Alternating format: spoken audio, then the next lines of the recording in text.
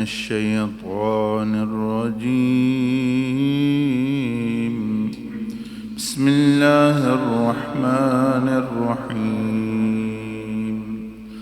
الحمد لله رب العالمين الرحمن الرحيم مالك يوم الدين إياك نعبد وإياك نستعين اهدنا الصراط المستقيم صراط الذين أنعمت عليهم غير المغضوب عليهم ولا الضالين.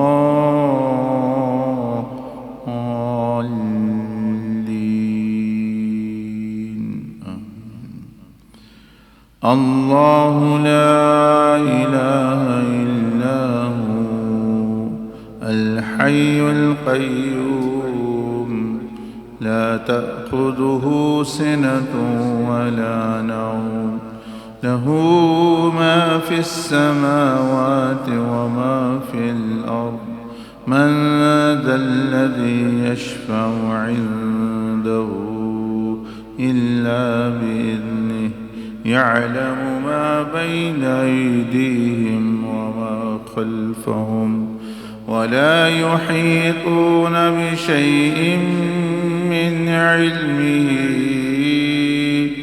إلا بما شاء وسع كرسيه السماوات والأرض ولا يئوده حفظهما وهو العلي العظيم. بسم الله الرحمن الرحيم.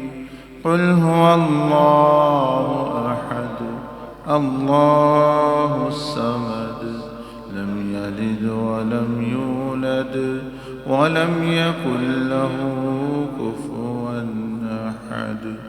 بسم الله الرحمن الرحيم. قل أعوذ برب الفلق من شر ما خلق ومن شر غاسق إذا وقب ومن شر النفاثات في العقد ومن شر حاسد إذا حسد. بسم الله الرحمن الرحيم.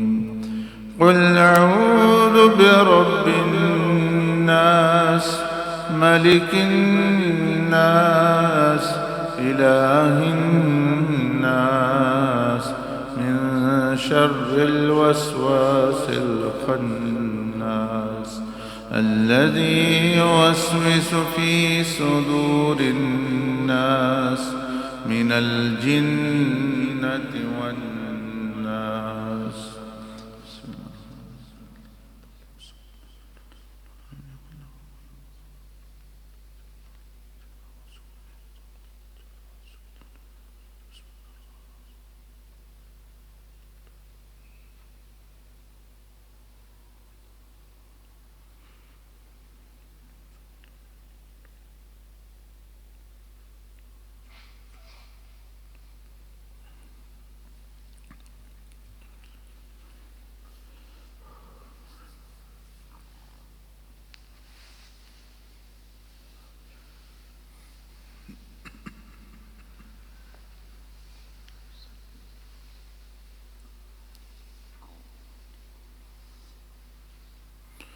بسم الله الرحمن الرحيم.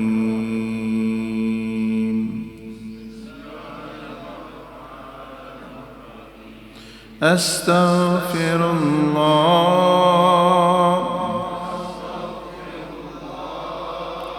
أستغفر الله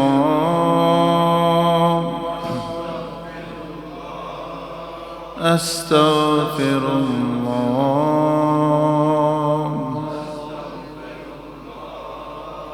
الذي لا إله إلا هو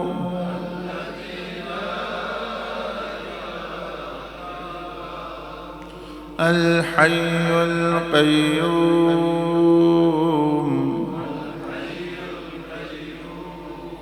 وأتوب إليه. اللهم يا ربي بجاه نور وجهك الكريم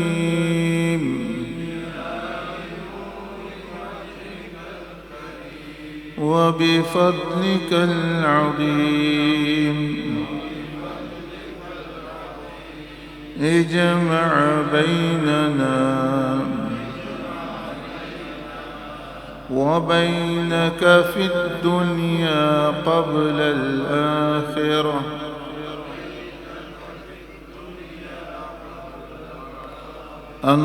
اللهم يا ربي بجاه سيدنا محمد بن عبد الله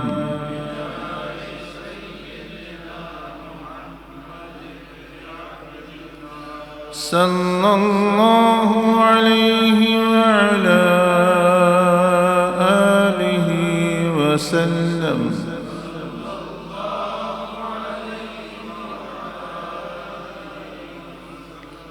اجمع بيننا وبين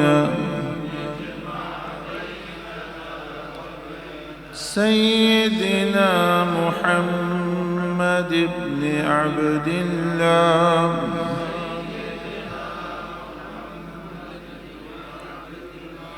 صلى الله عليه وعلى آله وسلم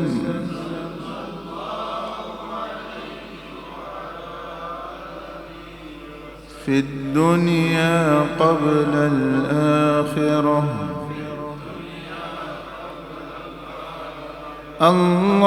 اللهم صل وسلم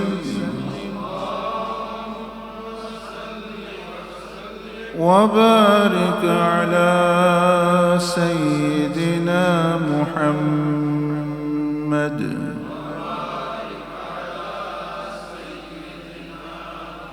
وعلى آله وأصحابه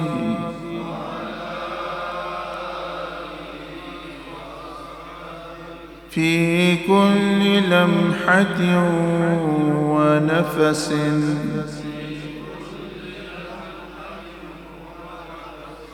عدد ما وسعه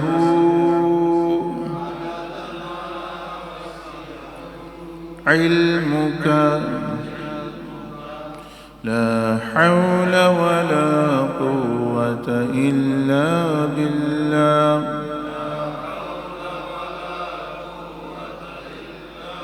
لا حول ولا قوة إلا بالله.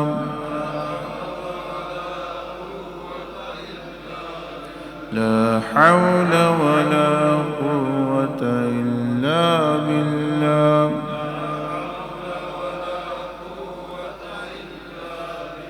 في كل لمحة ونفس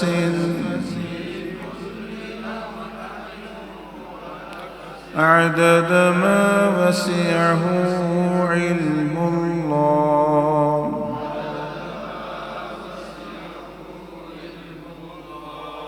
لا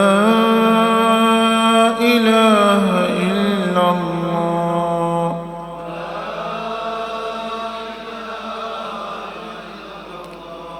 لا إله إلا الله.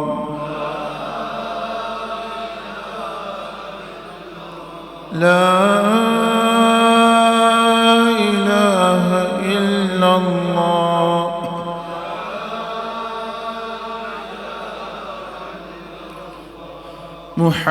محمد رسول الله في كل لمحة ونفس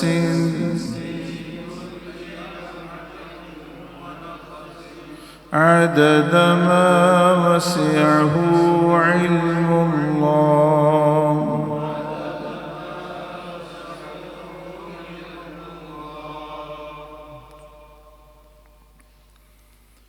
أعوذ بالله من الشيطان الرجيم.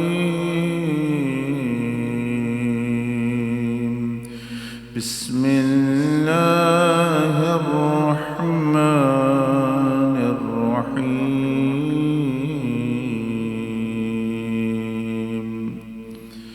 يا أيتها النفس المطمئنة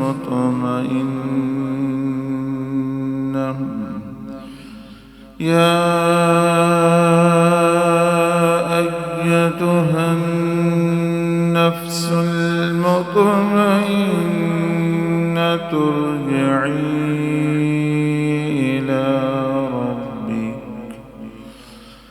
ارجعي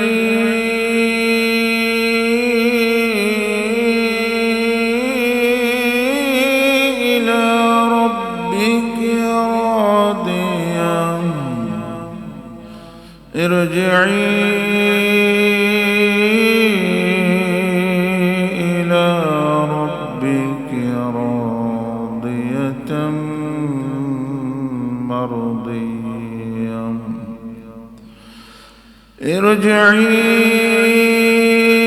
إلى ربك راضية مرضية فادخلي في عبادي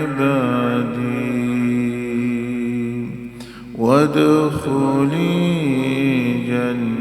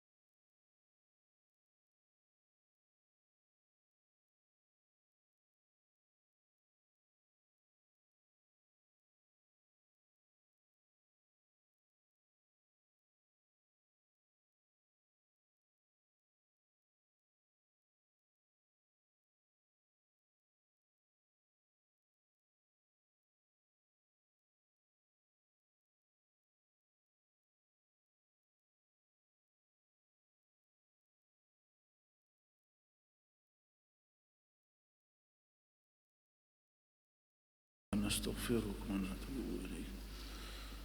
اللهم صل وسلم وبارك على سيدنا محمد وصحبه أجمعين.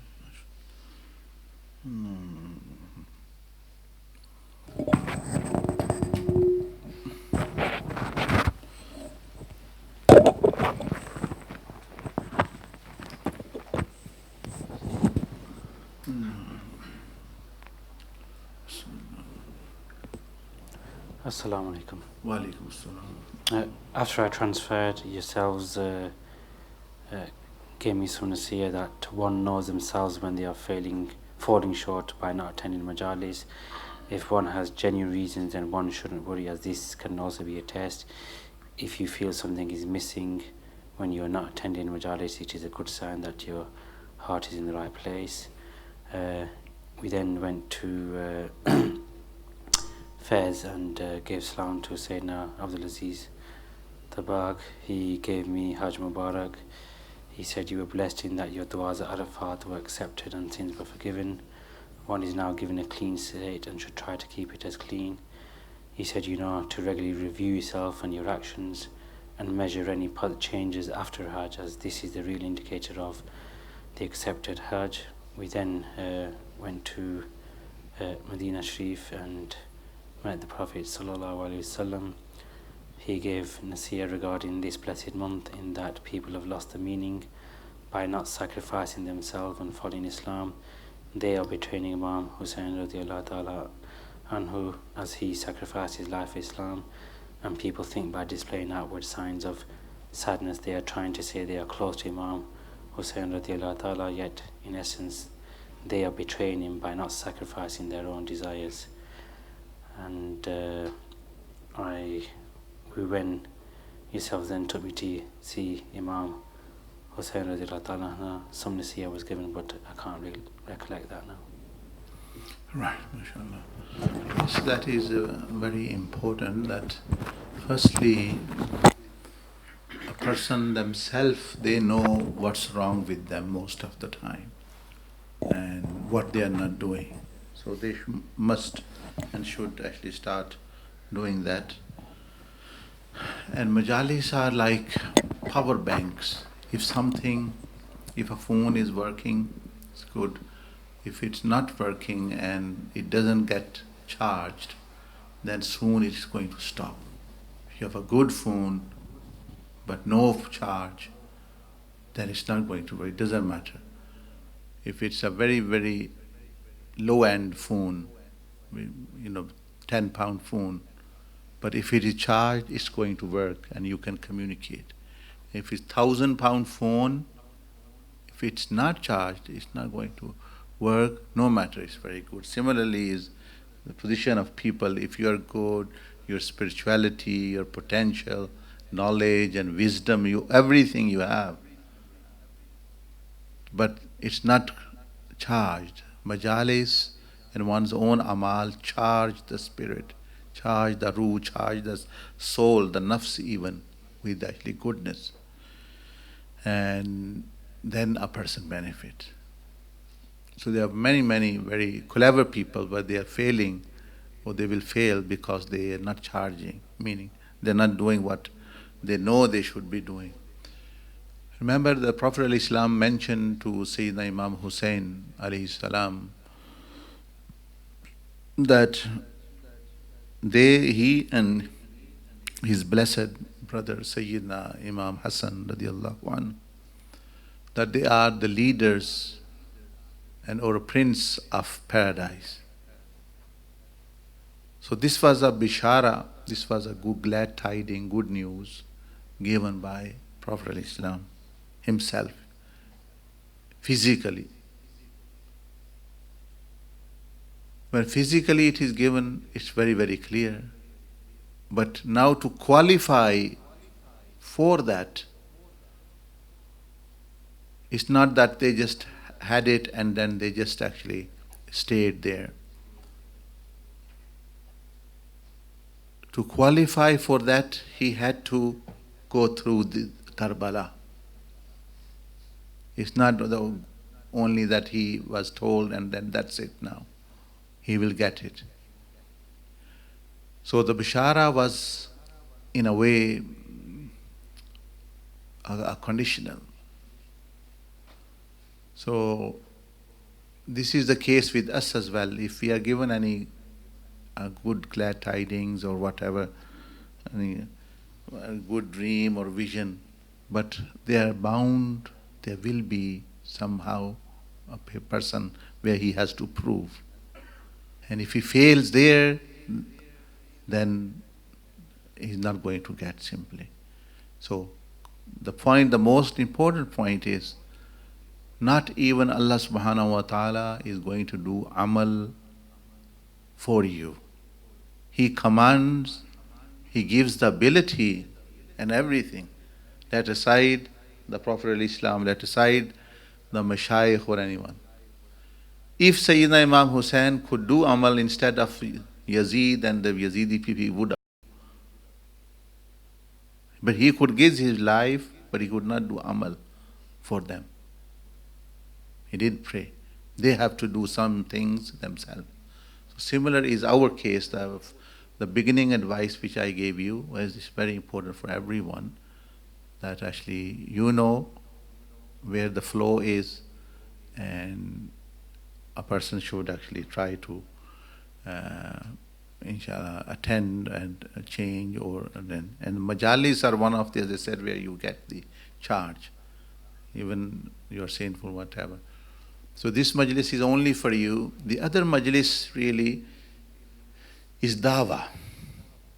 Like we normally should be giving dawah from here to 1, 2, 3, 4, 5, 6 days, our friends, our families, and then making sure they are coming. When we come on the majlis of Monday, we are failing.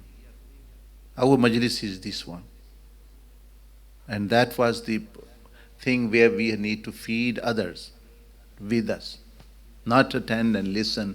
There is no meaning that there is no, actually, the purpose of that is not listening to the lecture or discourse or myself anything, because we have been already. But this majlis, yes, is attendance, and a person gets a spiritual interaction, boost of iman, and in that there is a barakah, blessing, but that blessing will be attained more when a person actually is facilitating, when a person is exposing others to the deens, because they might not listen to you, they might not listen to you in detail, but if you bring them half an hour, 40 minutes, they are listening there, so then actually it's a good chance. So your progress is, you may say, both ways actually. One is your own journey, then dawah. Starts with yourself, family, friends. That's how you do it during the week. And then it's the dawah for other, where you have to travel in Jama'ah to other cities, sometimes to other countries. So yeah, those both things actually are necessary. तो ये चीज़ है माशाल्लाह.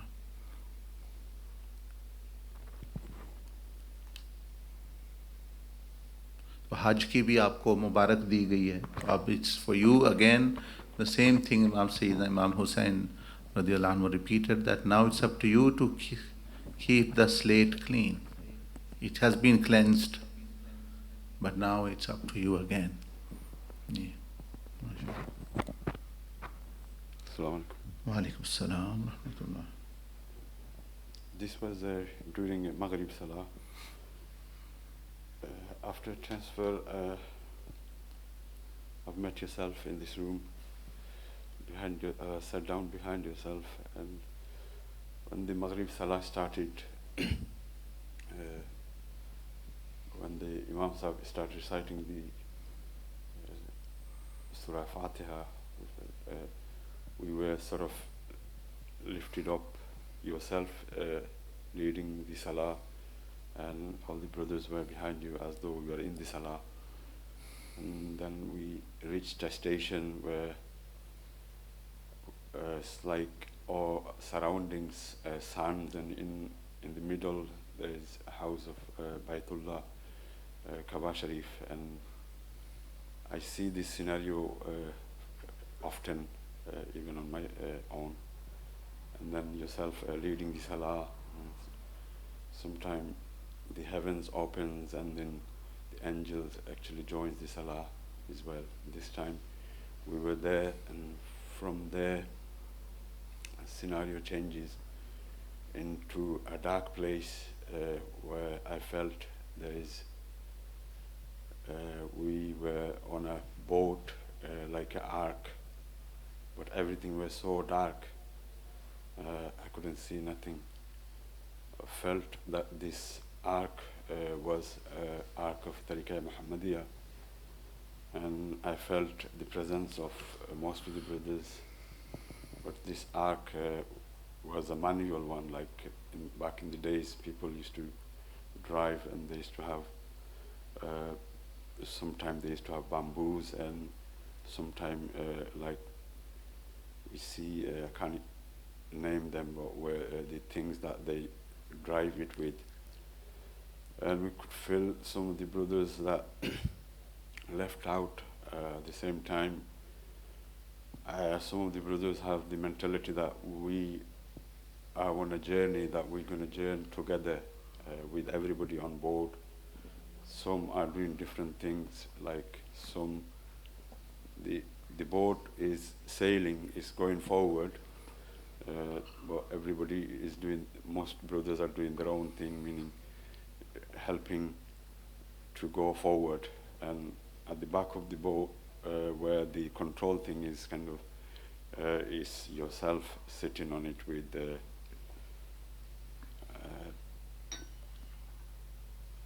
I don't know what you call it, but it's a controller thing. As I said, the boat is manual, it doesn't have an engine.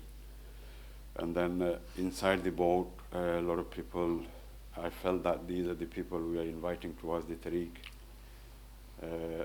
And most of them are like, we are treating like a guest. And then this carried on, and then we joined the majlis, and during that majlis, it was sort of here and there, but I couldn't actually felt anything else. Just stayed within the room here. That is fine, mashallah. So, inshallah, you have been shown the scenario, what's happening in the world and with the path. And the example of that is in the world is in darkness, and in this dark world, how the boat means something which saves people. So Tariqa Muhammadiyya meaning the teachings of the Rasulullah Sallallahu Alaihi Wasallam, they are the savior. And we should treat others as guests, not expect others to treat us as guests. And inshallah, soon it will go and reach its destination, or one's life ends. In both scenarios, a person is successful. If you die whilst doing that, then you are successful. And if the boat reaches the shores, then it is success as well. Because it's not a problem for Allah subhanahu wa ta'ala to guide people, remember, or to give dawah to people or anything like this. It is whole of the thing is that we are being tested what we do. No shaitan is a problem, nor people are a problem, nor anything is an obstacle. So for Allah subhanahu wa ta'ala, it's more easier than something if we think about it. If I think and things happen, it's more easier. So what is the difficulty, then why are the kuffar, and what is the struggle? It is for us to see what we are doing and what we should do. तो ये हमारे लिए जो ये चीज़ है, ये नहीं कि भाई issue बना हुआ है that Allah subhanahu wa ta'ala is up, so also thinking, oh, what it is now, I'm going to do, these people are not being successful. No, no. Allah Azza wa Jal said, وَلَوْ شِئْنَا لَآتَيْنَا كُلَّ نَفْسٍ. If I use my power, everyone is unguided. But the matter is that because we have been given freedom, and because Allah has given guidance to everything, directly except human beings and jinnat. So everything is guided. The sun, the moon, the stars, the heaven, the earth. Nothing is misguided. Everything is doing what it's supposed to do. From the smallest germ and from the smallest matter, cell or neutron or what, to the highest. So this we should understand. Ji ji. Assalamu alaikum. Walaikum assalam. Whilst doing the lataifs, I noticed on the dark blue lataif, I see like an aircraft or like a spaceship type of a figure. And then after transferring, met yourself here in the Zawiya. And after conveying salams, I asked for your forgiveness. And yourself mentioned if you are not doing what you're supposed to do, just get up and do it. If you are, alhamdulillah, carry on. And then we transferred to the Mazar of Sayyidina Abdul Aziz Dubar Rahmatullah alayh. And then we greeted them and gave them salam. And they gave some nasiha which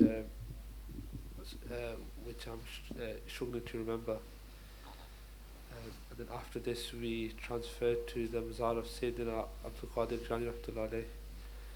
And as soon as we greeted them, they gave all of us some armor, and they mentioned to the nearest meaning and effect, be quick. And as they mentioned this, we were all on horseback, riding to a desert area. And in there we see we stopped at a tent, and then inside the tent was Sayyidina Imam Hussain radiallahu anhu. And after conveying salams, they mentioned that I did not even leave my family behind. I sacrificed everything, even my family. Why? To the nearest meaning effect. Why? Because my teacher, who was the Prophet sallallahu alaihi wasallam, like this. So this is why I did it. And then they mentioned that it's time you sacrificed your whole life now. And then we asked ijazat, and on the way back, yourself mentioned, you know where you're going wrong, just fix the matter and do the MURAQBA and focus on the shukr part. And then the experience I did there. So the advice all of you are being given is similar to some extent.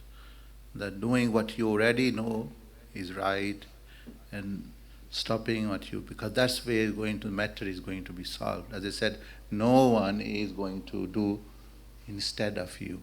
So you have to understand this very clearly. You will have to take responsibility. And shukr is very, very important to understand and then to implement.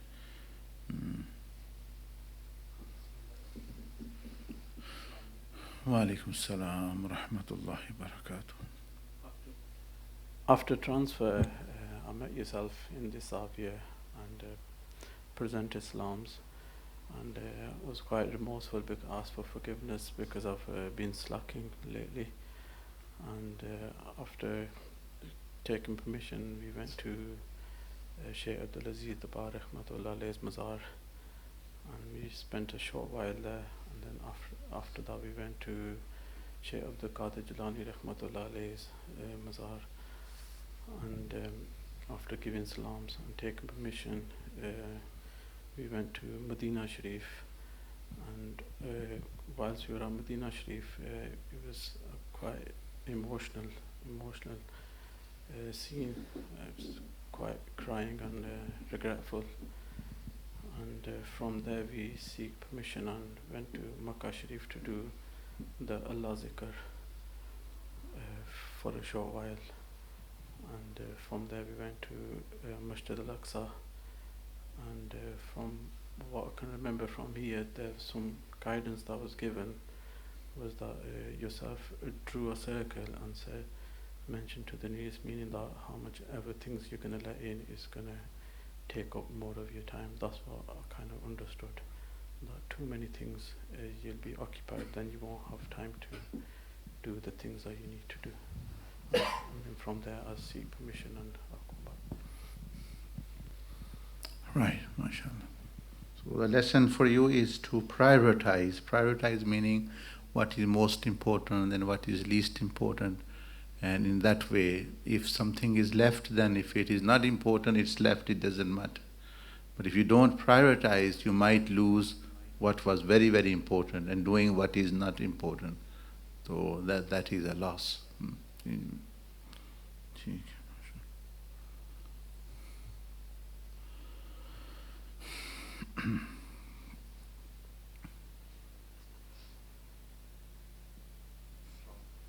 Wa alaikum assalam wa rahmatullah.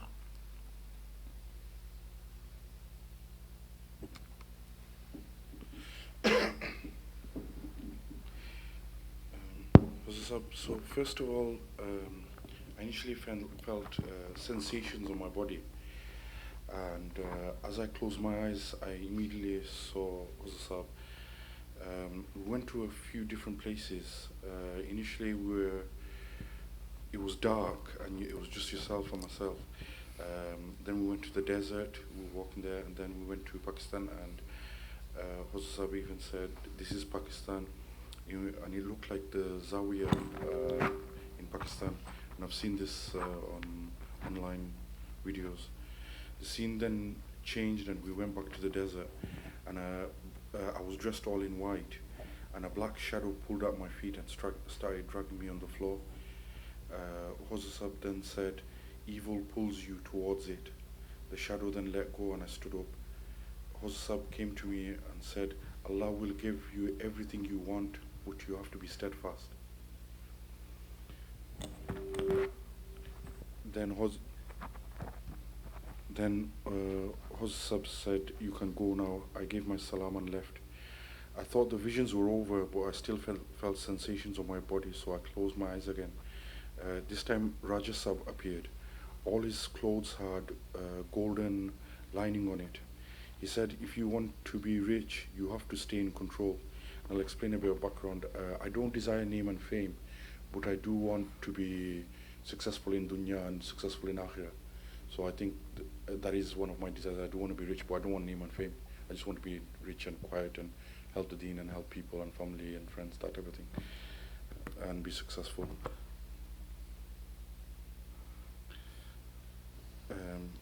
Okay, and then he looked at me again and said, "Stay in control." I do have mental health issues. I did have them in the past, but all my psychiatrists are saying good things about me now. So I think that relates to that. He was in a big house and everything was white and bright. He then said, "You can go now." I gave my salam. Straight away, Brother Afsal appeared and he smiled. And he said, "You have been looking at women." I got embarrassed. He then said, "You have to find the right one." Again he said, "That's all I have to say." Straight after this, Brother Gulzar appeared. A voice said, "Do you know what family is?" I waited for his response. It felt like he was trying to show me his family, but because he would have to show me women, nothing happened. He then said, "We are your family." Again, he said, "That's all I have to say to you." All the while I saw the three brothers. I tried to visualize Sahab, but I couldn't do it, and then the vision stopped. Okay, that's fine. So, inshallah, the key matter there is that one should stay in control, meaning that don't just follow your mood, don't follow your feelings, that I feel like going, I feel like working, I don't feel like, because this is something which is letting you down or keeping you back. You do something and then you don't follow it up, half of the effort, so all that effort is wasted, because many things they start things that they don't finish, and all that is waste then. So this means that stay in control. If you begin, follow it through, then at least you will get something out of it. And yes, about family, meaning also about women. Yes, there are so many women a person can, when a person is in search, one can look as well. And but then the intention, purpose should be to find one and then actually stay and develop family. And remember that everything is a test here. Even when you are not married, there is a test. When you are married, then there is another test. And when you have children, it's a test. When you don't. So from that point of view, a person is never going to be free from test. But yes, the nature of them actually changes. A person who doesn't have money, he is in test. When he is rich, that's an even higher test. Who is a subject, living a citizen, it's a test. If you become a ruler, it's a higher test. So one can never escape. So one should keep Allah subhanahu wa ta'ala in presence and staying in control. So at least minimum that you say you want richness. Yes, richness is goodness of dunya and akhirah a person wants. And that's good that the person doesn't want fame and name and thing. ठीक, जज़ाकल्लाह, बजान दे दे अभी नमाज 9:30 है जी, ठीक है, जज़ाकल्लाह, सुब्हानक अल्लाहुम्मा बिहम्दिक नशहदु